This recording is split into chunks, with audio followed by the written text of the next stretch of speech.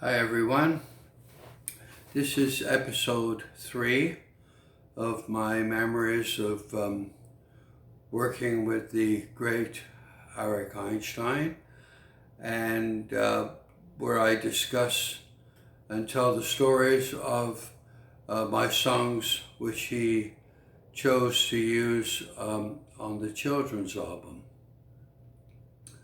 This third song is a very interesting song, and as I've mentioned before, I used to like to tell Arik the stories behind the songs, so he would know, where they came from and how they were written.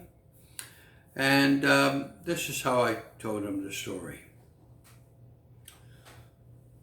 When I was about 15 years old, I used to love to read poetry. And on many Saturday afternoons, I would walk into town in the city of Gloucester in the United Kingdom, where I was born, where I come from. And I would go to a store which was called W.H. Smith. And W.H. Smith's was a store that sold books, they sold records and all those kind of things. And I used to go into the store and I would browse around looking at the books and at the records. In fact, that's where I bought my first blues records from, were W.H. Smith.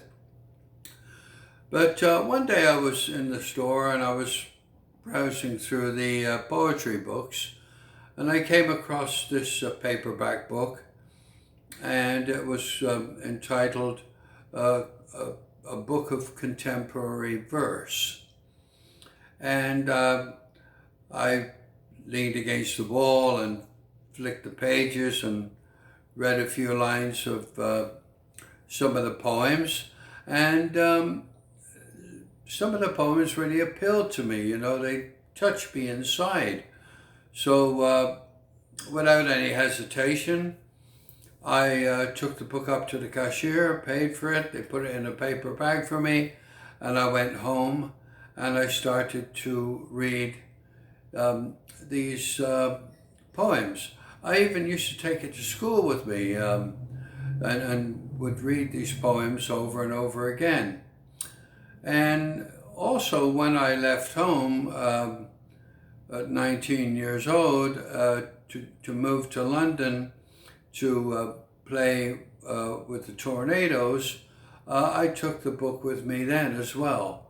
And many a time when we were in a hotel, stuck there all day long, bored with nothing to do, I would take out that poetry book and I would read the poems.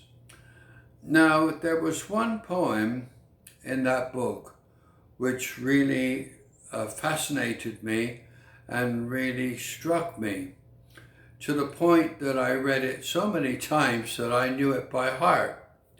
And one day I was sitting in a hotel in England, and I said to myself, why don't I maybe write a melody to this poem?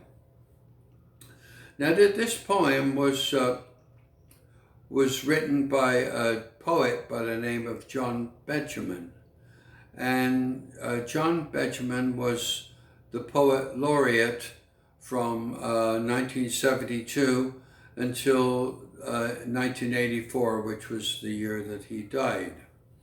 And the poem that was featured in this book of his was a poem called Death in Leamington. And it was a rather weird poem about an old lady who dies upstairs in the bedroom in her house in a place called Leamington Spa, which is a city in England. And I really got struck by this poem. It was kind of weird, and it was, you know, macabre a little bit. And so anyway, I picked up the guitar on this time, and I wrote a melody to this poem, Death in Leamington. And when Arik was asking me, you know, what songs I had for him, I figured I would play this song to him. And of course, I felt a bit weird actually playing a song to him about a lady, an old lady dying upstairs in her bedroom, you know, to go on a children's album. But anyway, I'd like to play the song for you now, the way I played it to Arik, and it went something like this.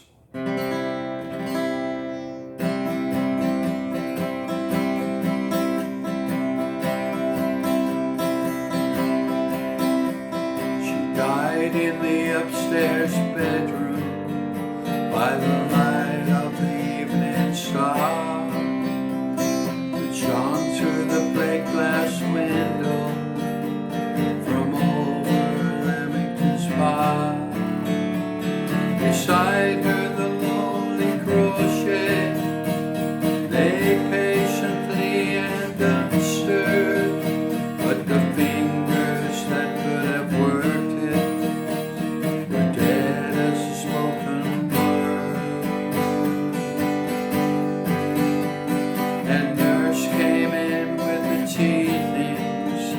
rest high amidst the stands and chairs, but nurse was alone with her own little soul, and the things were alone with theirs.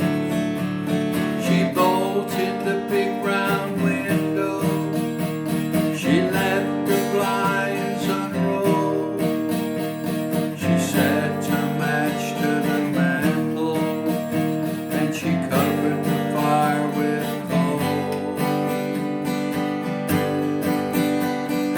she said in a tiny voice, "Wake up, it's nearly 5. Oh, chintzy, chintzy, cheeriness, half dead and half alive. Do you know that the slipper was peeling? Do you know that the heart will stop? Yellow Italian 8 arches, do you hear the plaster drop?" Nurse looked at the lonely bedstead, at the grey decaying face, as the warmth of a Leamington evening drifted into the place. Nurse bottles away from the bed to the wall, tiptoeing gently over the stair, she turned down the light in the hall. Dum dum dum dum dummy doo wah, dum dum dum dum dummy doo wah, dum dum dum dum.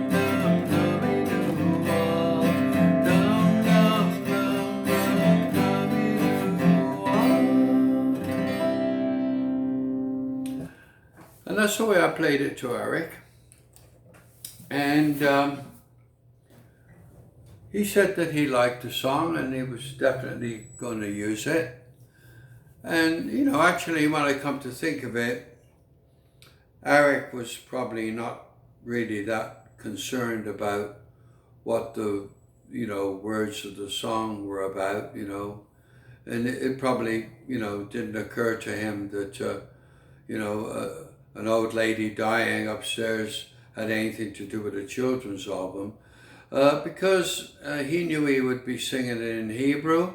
And actually, Arik wrote the song, the words to that song himself.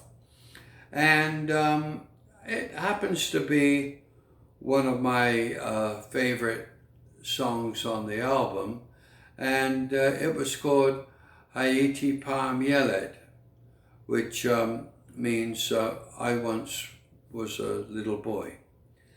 And my good friend Noam Rappaport translated the words into English for me, and I really was touched very deeply when I read the translation to see what Arik had written the song about.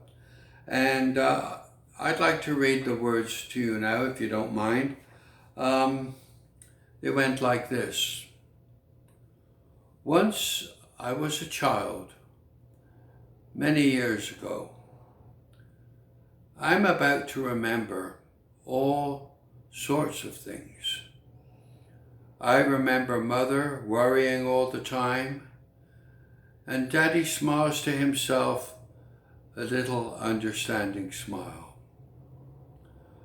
I remember Esther, a very pretty girl. I once loved her, but she didn't know. I remember school, faucets and balls. I remember Rani, the prince of the children. I remember the kid who once hit me, and I didn't know that I was supposed to hit him back. Once I was a boy, many years ago. I am about to remember all sorts of things. I remember Remy, the champion of the games. I remember Dina laughing at the boys. I remember the kid that once hit me, and I didn't know that I was supposed to hit him back. When I heard that line, I remember the kid who hit me, and I didn't know that I was supposed to hit him back. That really touched me inside,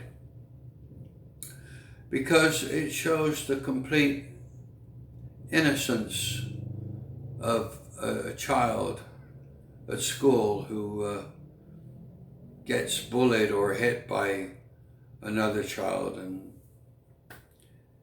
he doesn't realize that he has to hit him back. And I asked myself the question, I wonder if that possibly did really happen to Arik, that maybe when he was at school another kid hit him and Arik didn't hit him back. And knowing Arik the way I did, I don't think Arik would have hit the kid back. But anyway, that's the story of Haiti Palm YELED. I hope you enjoyed it, and I'll see you all again with another episode of Memories from the Children's Song. Bye-bye for now.